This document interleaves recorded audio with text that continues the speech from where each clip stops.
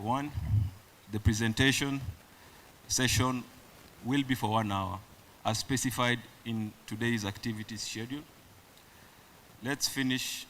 I propose that we finish with the presentation first, after which time for comments, questions, and discussion will follow. I also suggest that we keep our questions, comments, and observations concise and relevant to the topic at hand. Lastly, please let's strive for an atmosphere of open communication and mutual respect. Without further ado, I invite the delegation from the Republic of Sudan to take the floor. Welcome.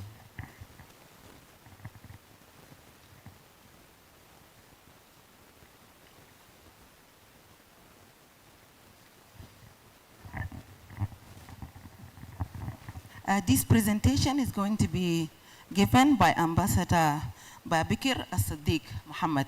Welcome to the podium.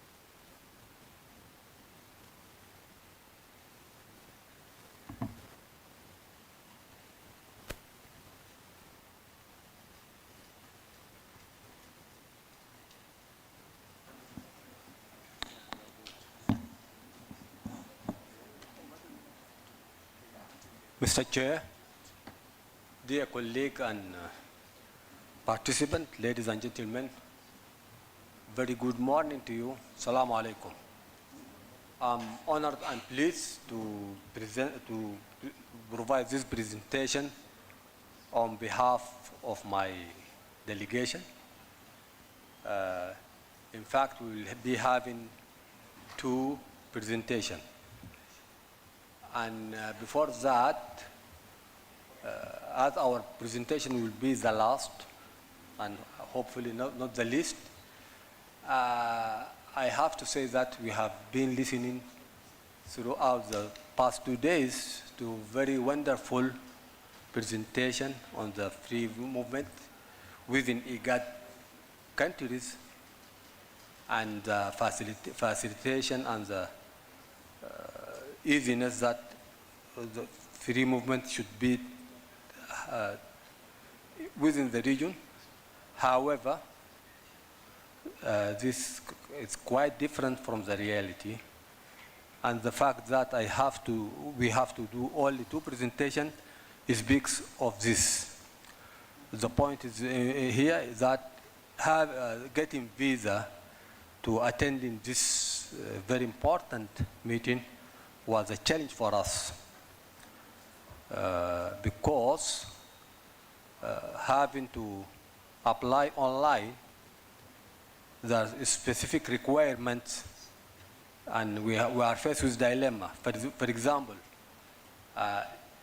for IGAD to provide you with a ticket or with the booking, you have to get the visa, okay? But to get the visa, you have to have a booking. So it is like a dilemma. And secondly, you have to use a credit card to make pay online. And given the current situation in Sudan, very, very few people who might be having credit card. So for this reason, only 4 of us or 5 of us Yes. Four of us, or five of us, managed to make it. So having said this, and this I think part and parcel of our discussion, because we can't keep talking and producing very good documents while the reality is different. Now, this presentation on the immigration status, and it has been prepared by the Directorate General of Passport and Immigration of our Ministry of Interior. Here is the content of the presentation. Okay. You know, all of us know the importance of Sudan geopolitically and geographically. It is the link between IGAD region and the other region of the continent. It's specifically North Africa, as you might see, North Africa, Central West Africa, the Red Sea, and as well as being a part of the land route to Europe. So due to this fact, Sudan has always been destination and transit for immigration. And also we have porous borders. We have very long borders, common borders. We are surrounded by 7 countries. 3 of them are IGAD members. And we have the longest common border on the continent within the sisterly Republic of South Sudan. It is the longest common border in Africa. All these borders are long and not easily to be controlled. Here is the statistics about the immigration status in Sudan. We have all in all like 5 million migrants from IGAD countries. 99% of them are illegal or refugees, migrants in Sudan. Nevertheless, they are always being treated as just like Sudanese people. As you might see, there's almost 3 million irregular migrants who don't even have proper papers. And there are more than 2 million refugees. And despite the current war in Sudan, very few of them have left the country. And the very important fact that these migrants have always been treated like Sudanese people. They have fully integrated. They are allowed to work. They are allowed to own whatever properties, whatever businesses they want to do without any, lengthy registration process.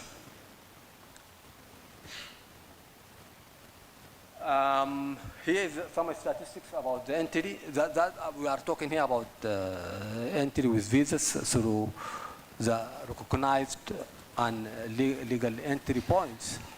We have like 12 international airports, and we have many legal entry points on land. So here there are some statistics for IGAD member state visa and residence. So we are talking here about regular migrants. Always remember that the largest number of the migrants are those who don't have proper papers. Here also you show, these are statistics about the exit of people or the people who left the country of the eruption of the war. As you might see, that there are only 145,000 people left the country.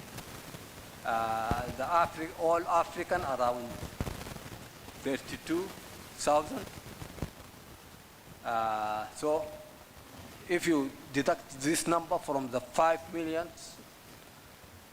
who are still there, that means that basically the people our brother and sister from IGAD countries are still around. Maybe there's some exemption for our brother and sister from South Sudan, because basically people keep moving freely between the two countries, either Sudanese or South Sudanese. Here is the statistics of the entry during the war. You may see that still people are very much interested in getting to Sudan, coming to Sudan. And once again, we are talking about the regular and entrance, not those who use the other routes. Okay. There are some risks associated with this movement. As you know, human trafficking, smuggling of migrants, sexual exploitation, and organ trafficking. These are serious matters. And also we have this phenomenon of exploiting migrants in begging on the roads. So Sudan has been putting a lot of effort to combat human trafficking, because we are suffering from this crime. And Sudan is the route to Middle East, to Europe, and many people, this trafficking, human trafficking networks use Sudan.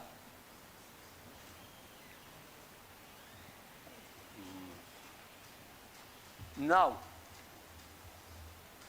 the war produced. Yes, this is very unfortunate fact. Yes, during this war, a significant number of migrants, especially from IGAD countries, have taken part in the war. They have been, they have joined the militia. Actually, they are making the elite forces of militia, the snipers, the operator of heavy artillery, the tank operators, and this is very unfortunate.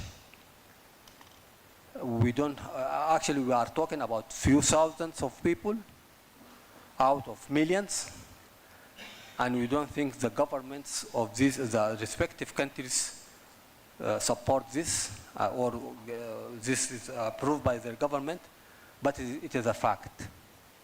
And this has far-reaching consequences, because our people have seen their brothers who have been living with them for a long time, joining the militia and killing them, doing them all kind of atrocities, looting their houses, evicting them from their houses, and they have seen them. They have seen these people from the IGAD countries being part of the mercenaries used by the militia.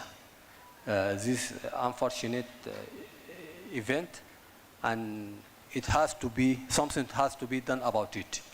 Once again, I would like to point out that we don't accuse the government of the respective countries of supporting that, and we know for sure that some of them are working hard for peace in Sudan, and as I'm talking now, one of these capital is hosting peace talks on Sudan. But it has to be said.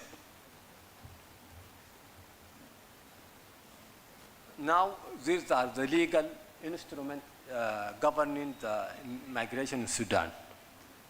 We have the United Convention Against Transnational Organized Crime and the Protocol of 2000, the year 2000, International Convention on Civil and Political Rights, December 1966, the 1951 Refugees Convention and its 1967 Protocol, OU Convention governing, OU is the former Organization of African Unity, now it is African Union. OU Convention governing specific aspect of refugees problem in Africa, 1969. New York Declaration for Refugees and Migrants 2016, Global Compact for Migration, GCM. We have also our own national legal framework. We have the Passport and Immigration Act of 2015, amended in 2020, the Anti-Human Trafficking Act of 2014, Alien Affairs Regulation 2020, National Action Plan to Combat Human Trafficking 2021-2023, Criminal Law 1991, it has a specific aspect on migration, Human Organs Act, this is a real thing in Sudan, that the people who are involved in human trafficking, sometimes you also doing this human organ trade. Labor Act of 1997, Cyber Crime Act 2007, Child Act, the Asylum Organization 2014. These are the internal legal framework. Now Sudan has actually been putting a lot of effort, Sudan government has been putting a lot of effort to regulate and organize migration and people movement. The crux of the matter is that for a very long time we have been implementing the principle of free movement. Even before this protocol has been prepared or signed. And we have the spirit of the protocol has always been guiding our dealing with our brothers and sisters from the neighboring countries, especially IGAD countries. And that's why when we sign the protocol, we are driven by this spirit. So here are some efforts we have, that have been done. I don't want to go on through them by details, so they are very clear. This continuation. Now, we have some examples of implementing free movement, or what we call free for freedoms, for freedom, freedom of movement, freedom of residence, freedom of owning properties, and working. We have agreement on free movement, residence, work, and property ownership with Egypt. This has been signed in 2004, and yes, it has been implemented. The on and off in the implementation with our brotherly neighbors, Egypt, but the agreement is still valid and still binding. We have the framework agreement with South Sudan 2012. It also includes the specific provision on freedom of movement. And actually, even without this agreement, the freedom of movement and freedom of labor and residence and work. Okay, we have a similar one, earlier and similar one, agreement on movement, residence, work, and property ownership with Libya. This has been signed in 1991, and it is implemented by both countries. And the principle of reciprocity is all with Eritrea. We have reciprocal treatment with Eritrean, Sudan and Eritrea treat their respective people the same way.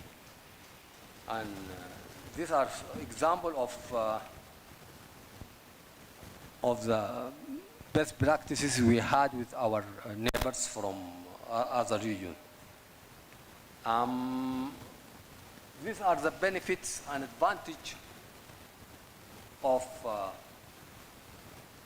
the free movement. It is obviously it is the ease of mobility and management of various economic activities for local communities. The revival of border trade activities in legitimate manner and reduce smuggling of goods. This is very important. Combating people smuggling and human trafficking. When you make it easy to move legally and freely, you reduce the motive or the incentive for using this human trafficking methods. Filling the labor shortage and supporting the local economy. In Sudan, for example, there is a need for seasonal labor, agricultural labor, in what we call the mechanized agricultural scheme in Eastern Sudan. So we need a significant number of seasonal labor from our neighbors. So the free movement will make that easy for us and will support our economy.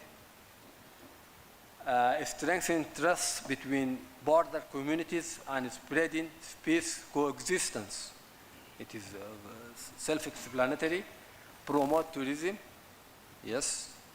Before we invite in other people from other parts of the world, we have to encourage our people to explore the tourist attraction within our region.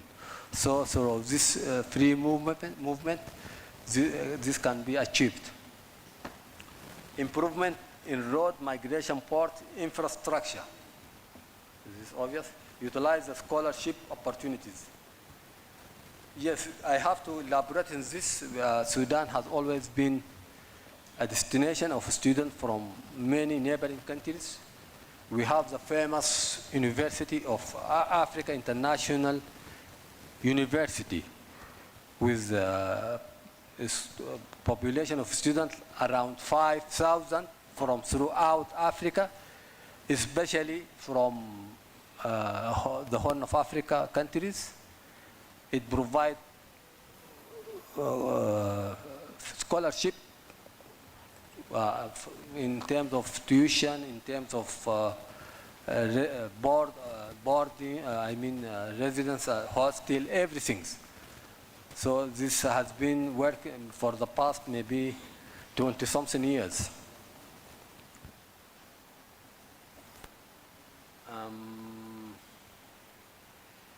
Now, this is the latest development in our migration or immigration system. This is an immigration system has been developed to manage and facilitate entry, movement, and applying for visa from different countries among the world. The migration system is based on SOPs that consistent with the protocol. These are the challenges. And before the challenge, I think the main challenge, besides this, what is mentioned here, there is one big challenge, and I have to be very honest here, and to be transparent. I think now IGAD has there is what I call IGAD crisis in Sudan. For many reasons now, IGAD does not have very good reputation in Sudan. This is linked to different things. Basically, the political position adopted by IGAD towards the current crisis in Sudan, which does not show the due respect to the sovereignty of the country, which usually equate our national army, our Sudanese armed forces, with a militia, with a rebellion group, that all IGAD countries have similar movement, and actually it is a terrorist group. So we have seen the leader of this militia being received in some capital of IGAD countries on the red carpet, given courtesies by that usually given only to the head of states. IGAD has not been very sensitive to the suffering of the Sudanese people, of the victim of the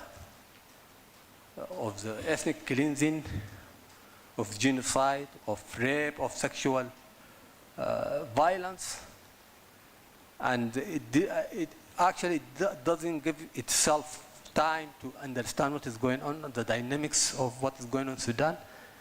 This coupled with the fact of the participation of some citizens of the IGAD countries beside the militia in the war in Sudan, make it very difficult for our people to understand why IGAD is treating Sudan that way. And before that, actually, though Sudan was one of the biggest host country of refugees and migrants, as I said earlier, this has been seldom acknowledged or appreciated by IGAD itself. I have to say this.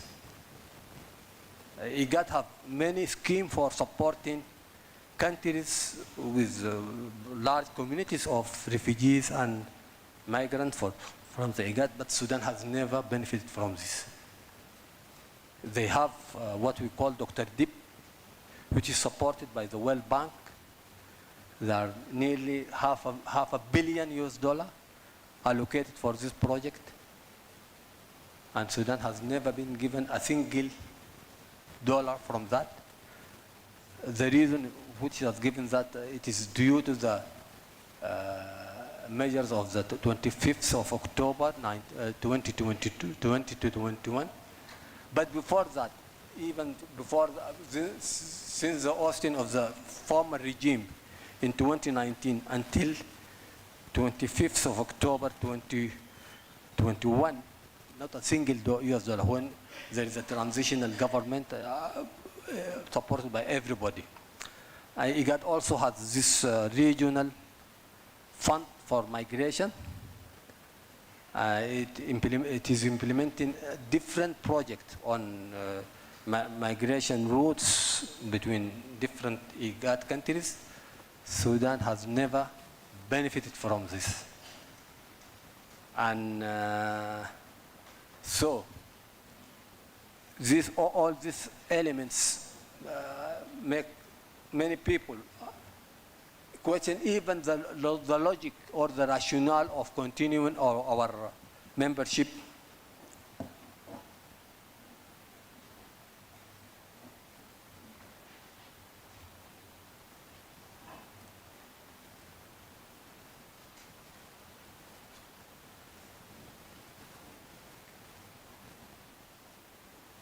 So I'm saying that these things let many people question the rationale of continuing our membership in IGAD. And as I double as a spokesperson of the Foreign Ministry, I always feel question on this, and always the Minister of Foreign Affairs being attacked actually for keeping our Sudan membership in this organization. I think IGAD has a duty, is a duty bound to try to redress this problem and to correct the situation. Otherwise, it is not about the government policy, or it is not about the people. If it is a free movement, it's about people, it's about the grassroots, about the real stakeholder. IGAD should do something to convince Sudan that IGAD actually work for their benefit.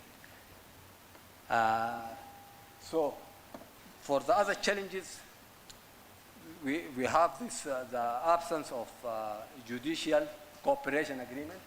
There's an obvious need for that.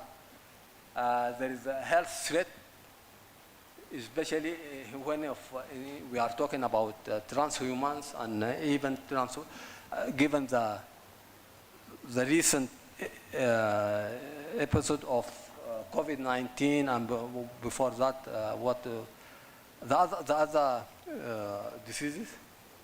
Vast open border, the porous border attracts migrant smuggling and human trafficking.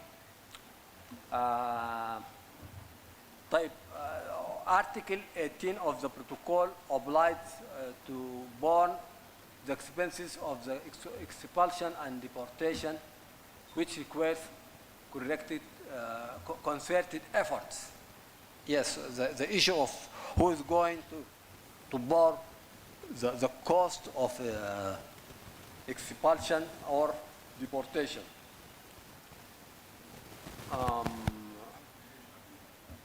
The existing concern about since when?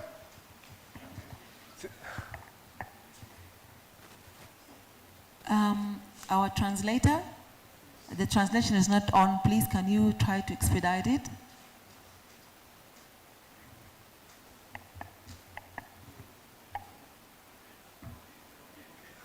Now it is okay? Existing concern about the non-differentiation of the protocol between the visa-free entry for short-term visitors, the right to long-term residence, work and residence.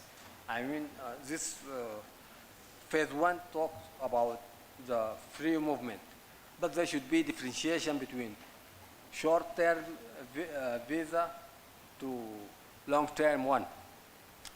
The lack of commitment to implement the provision of the protocol in its first stage. The example I gave is very clear.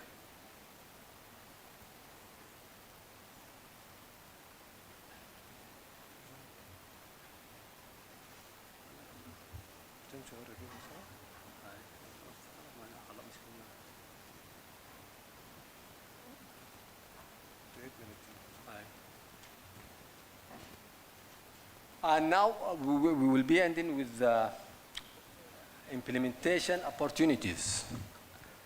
Once again, I would like to remind us that we are very familiar with having people from all around Africa or even all around the world within us. Sudan basically is the land of migration. And so we are well known for our hospitality, our generosity, our preparedness to accommodate all other people and to accept them. We have also similar agreement in free movement, the four freedoms that has been indicated earlier. And hopefully, after war ends, we'll need a lot of working power for reconstruction and rebuilding the country.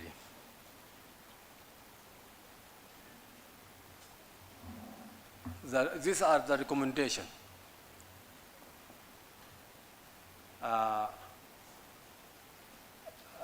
Establishing additional protocol to elaborate the right contained in the protocol and to address the security concern. Or establish actually appendix to the protocol to elaborate the rights contained in the protocol and to address the security concern. Earlier it has been discussed the balance between the security concern and the imperative of movement, the free movement. So this is always a concern. Implementing the enforcement capacity building activities to strengthen the ability to meet the need of migrants. Establishing of shared database that enable information exchange to reduce cross-border crimes. Create mechanism to monitor and evaluate the implementation of the protocol at all its stages. Consider border issues and issues of demarcation of border between countries in the upcoming roadmap. These are recommendations. And with this, I will, this is the end of the migration segment of the, thank you. This is the end of the migration part of the presentation. Unfortunately, our labor official, the Ministry of Labor officials are not here due to the difficulties I explained later. But basically, all migrants in Sudan have the right to work. And actually in Sudan there are many small businesses and many professions that are linked to specific people of our neighboring countries from IGAD region. So with this, I thank you very much for your attention and your listening. And I call my colleague, Dr. Wijdan, from our Ministry of Animal Resources to make the presentation on the transhumance protocol. Thank you very much.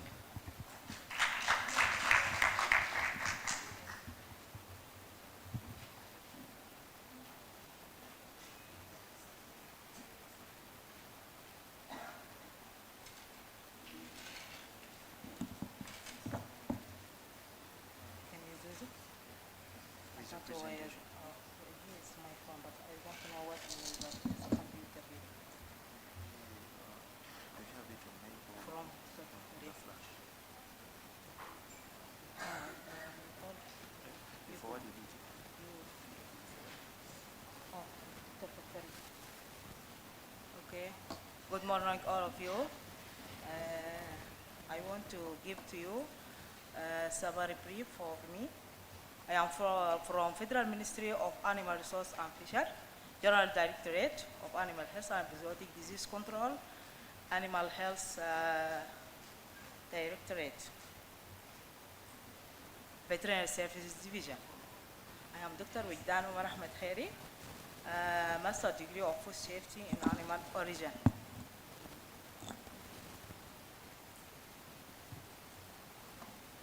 Okay, thank you. Okay. Okay, introduction. Livestock is the largest subsector of Sudanese domestic economy, larger than petroleum. The economy of Sudan is based on a combination of pastoral and agro-pastoral livestock production by farming and herding householder in almost every region and state, the majority of which depend to some degree on livestock mobility. Livestock provides more than 60% of the Sudanese economy.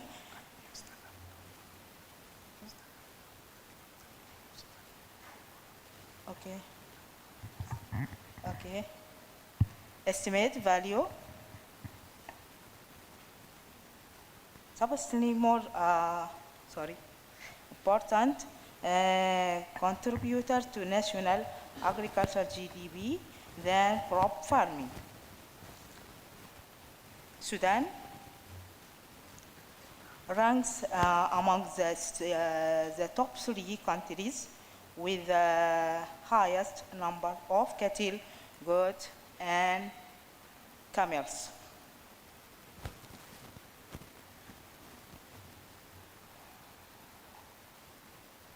Okay.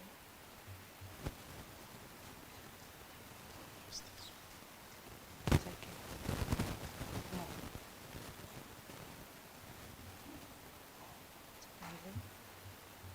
Full screen, please, full screen. I want full screen.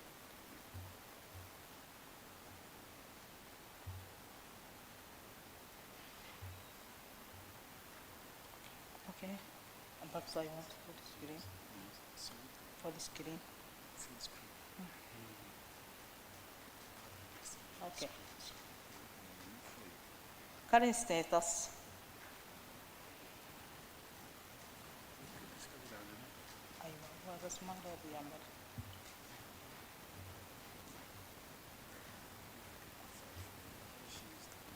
No. Maybe?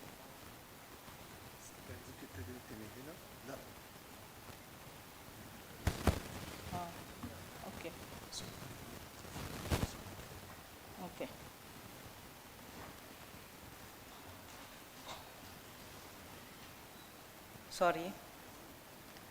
pastoralism can continue to occur despite the conflict.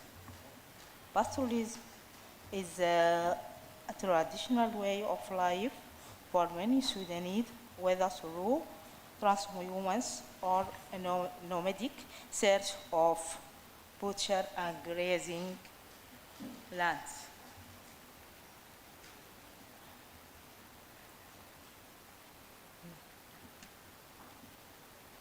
Sudan has signed the protocol in the IGAD region on the 26th February 2022.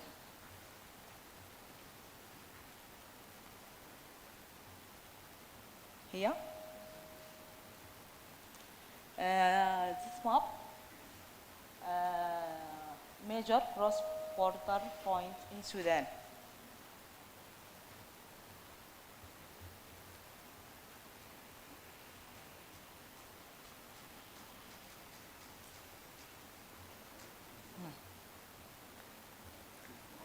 ما له بده يمشي.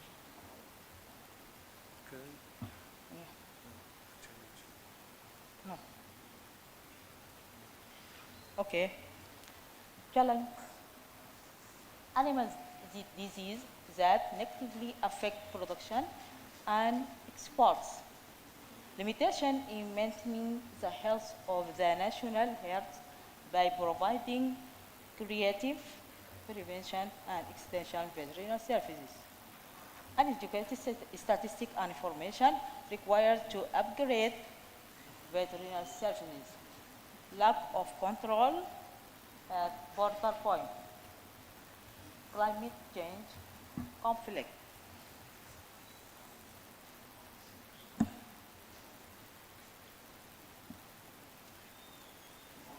Okay.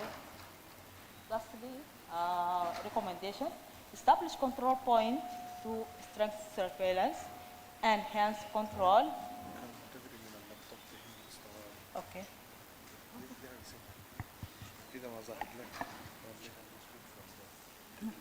No. Establish control point to strengthen surveillance, enhance control, and prevent animal disease that negatively affect production and exports.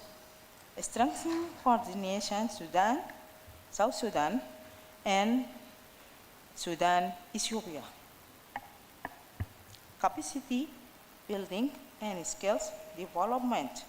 Strengthen statistics and data equation and management to inform decision.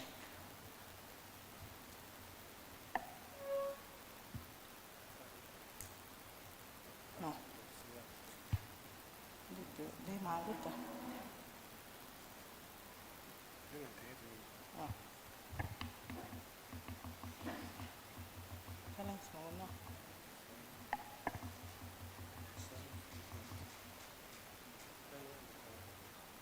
Okay, thank you for your attention. I'm sorry because I come late. I'm not ready, but Dr. Victoria said to me that she still that you do the presentation. I'm sorry. Thank you for your attention. Thank you, Dr. Wigdan Khairi and Ambassador Babikir Siddiq Mohammed Al-Lamin for this elaborate presentation from the Republic of Sudan. Now I hand over to the chair to moderate the question and answer session. And please, because of time, make your questions concise and clear, and make your comments as short as possible.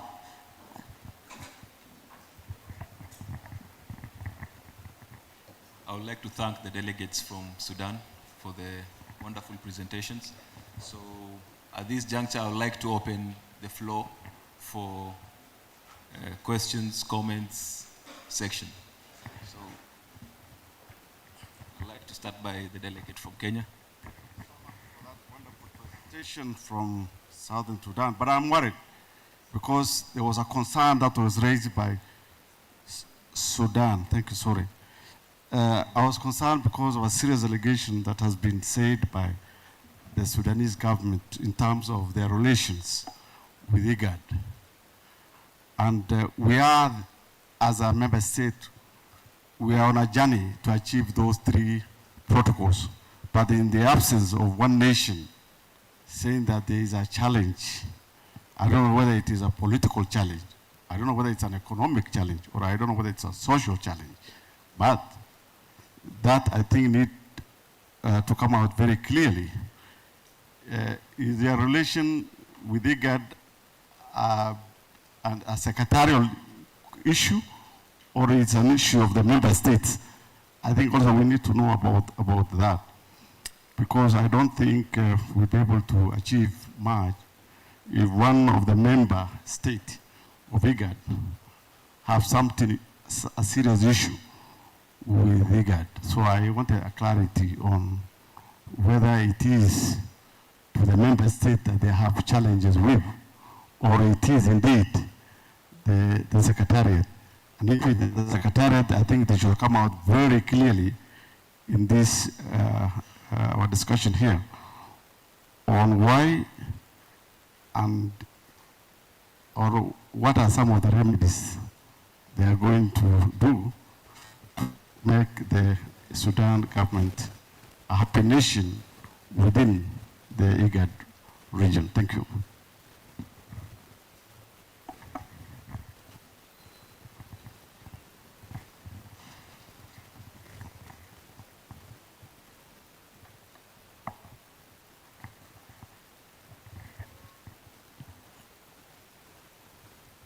Okay, thank you very much. My name is Ashanafi Mengistu from the Federal Democratic Republic of Ethiopia. Thank you so much, Excellency Chair, and thank you so much, Excellency Ambassador, for your very wonderful presentation. Just to make my question to the point, Excellency Ambassador, especially from Ministry of Interior, as I've seen from the presentation slide that as one of the challenges, the absence of judicial cooperation agreements mentioned as one of the challenges. So in this regard, the fact that the IGAD has a judicial cooperation convention, particularly on the Convention of Extradition and mutual legal assistance. Within this convention, the only member states that ratified and signed, Ethiopia and Djibouti, can be mentioned. I think these conventions are waiting for a single member state to enforce, so that we are observing from Sudanese side that the absence of judicial cooperation agreement is mentioned as a challenge. So how do you see these 2 scenarios? Thank you so much.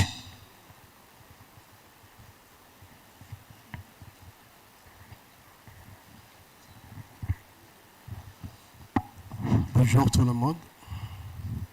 D'abord, c'est Younis Farage, je suis en délégation djiboutienne. Effectivement, je remercie la belle représentation de notre représentant soudanais dans le cadre qu'il a déjà exposé tout à l'heure. Mais ma question se trouve autour de, vous avez exposé tout à l'heure,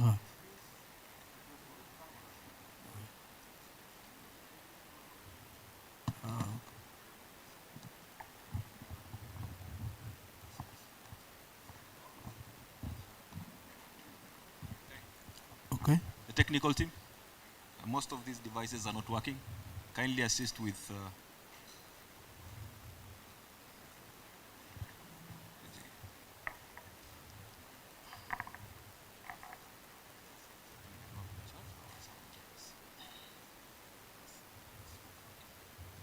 Kindly long press it. OK. That's the power button. Should be on.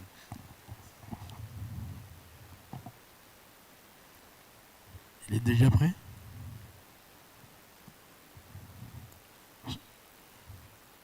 Est-ce que vous entendez? The delegate from Djibouti, kindly Ok. repeat your question. Merci, je dois bosser la question directement. Vous avez dit tout à l'heure que le Soudan a déjà expérimenté dans le cadre de la libre circulation 4 pays que vous avez déjà mentionné. Est-ce que pourriez-vous nous dire clairement les domaines que vous avez déjà eu cette expérience dans le cadre de la libre circulation? Les 4 pays que vous avez déjà mentionnés, notamment Égypte, Érythrée et Libye. Donc, dans quel secteur que vous avez déjà expérimenté dans le cadre de la libre circulation par rapport à cette thématique? Ça, c'est la première question. Ma seconde question tourne autour de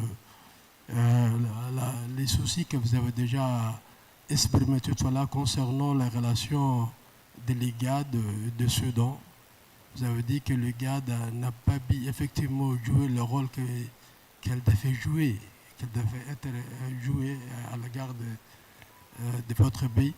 Donc, vous nous dire clairement dans quel cadre que vous vous êtes approché à l'IGAD par rapport aux problématiques que vous avez déjà mentionnées tout à l'heure. Merci.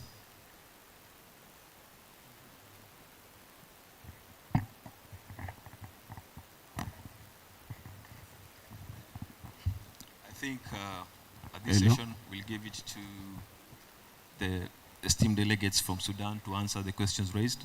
And then if there are any further questions, I think we can still ask.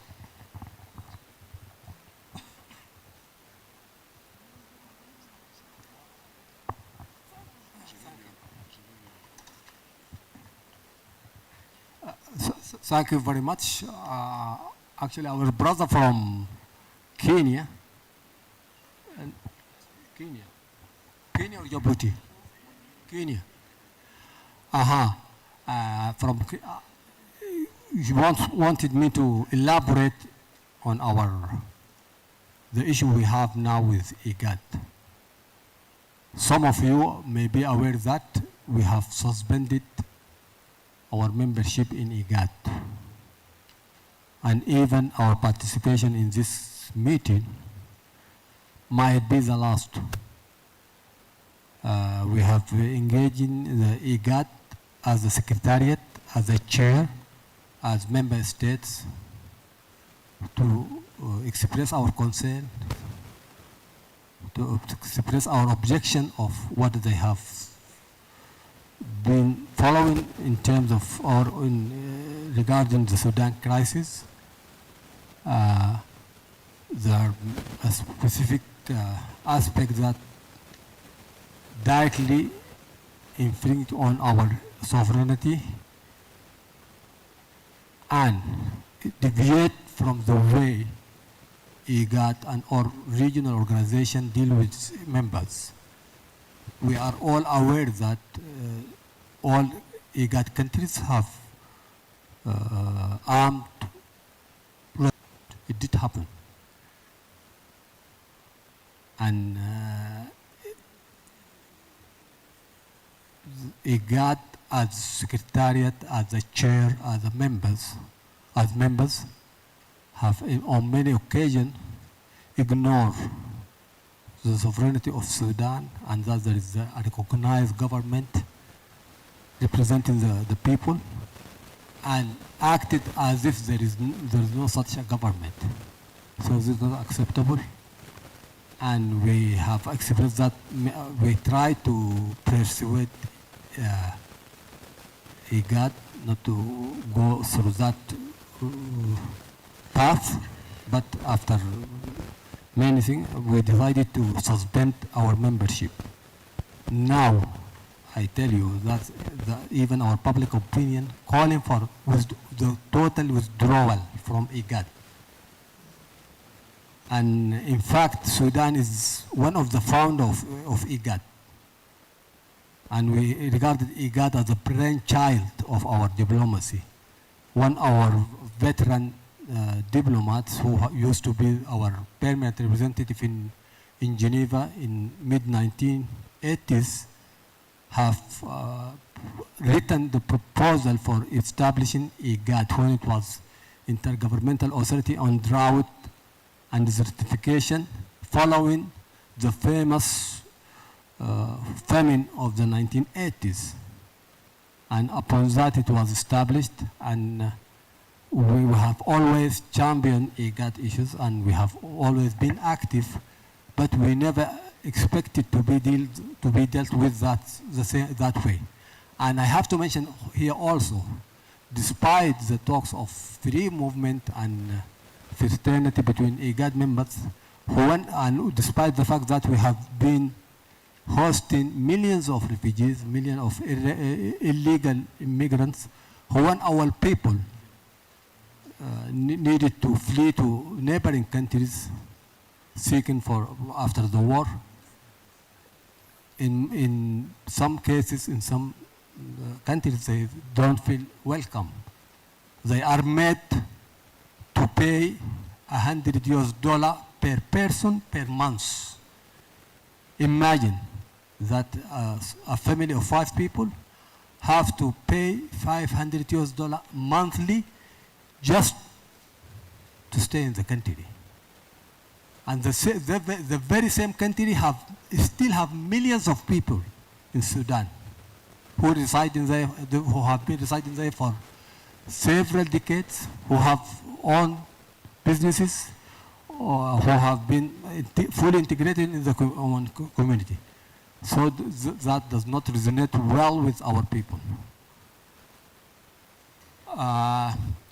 In terms of the judicial cooperation, yes, there is this an agreement that is not as my colleague has mentioned. It is only ratified by 2 countries, 2 members countries, but still there is no. It is not coming into effect, and that means there is no enough judicial cooperation between the countries. And free movement, sometimes we have to be balanced with this judicial cooperation. Otherwise, free movement can be used by criminals getting away from what they have done in their home countries. I think for my brother from Djibouti has mentioned that the free movement will have been experiences. As I said, Sudan have porous border with its neighbors. We are surrounded by 7 neighbors. We have very long common border with, for example, with, of course, I mentioned Sudan, South Sudan borders, which are the longest in Africa. We have also very long border with Ethiopia, with Eritrea, and people used to cross these borders freely, and usually after they get into the country, very rarely will be asked of their documents, and they can stay there. And we are aware of them, of course.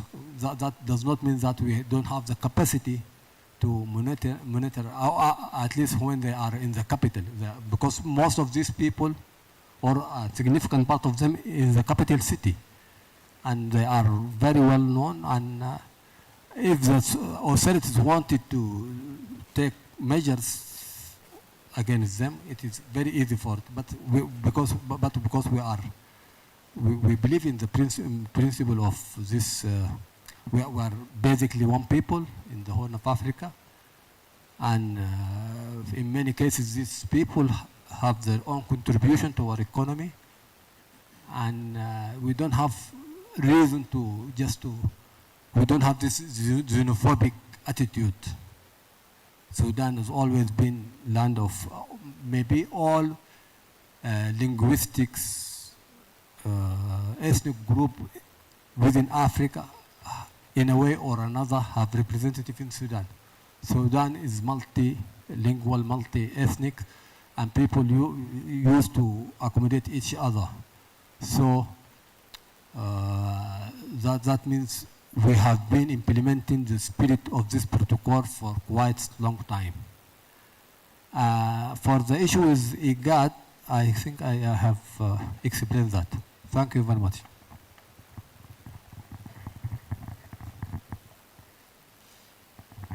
Thank you very much. And with that, because of time, I think we have to close the first session. And if there's any question, we may give you maybe a minute or two. So after that, we'll close the first session and move to the next session. 1 minute, c'est beaucoup. Bonjour. Okay.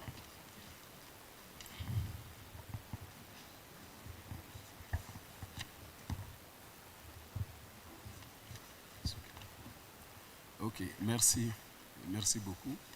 Et malgré tous les problèmes soulevés auxquels j'ai compati, je pense que la délégation du Soudan est prête à partager certaines expériences. Parce que je vais me référer au nombre de personnes déclarées irrégulières, les statistiques que vous avez données ce matin. Bon, malheureusement, on ne peut pas afficher les tableaux, parce que ça m'intéresserait de voir encore les tableaux. Vous avez parlé de 2,9 millions d'irréguliers en situation irrégulière, si je ne m'abuse. Alors, ces statistiques, ça date de quelle année exactement? What? No translation? But I read 2.9 million of irregular immigration. Exact?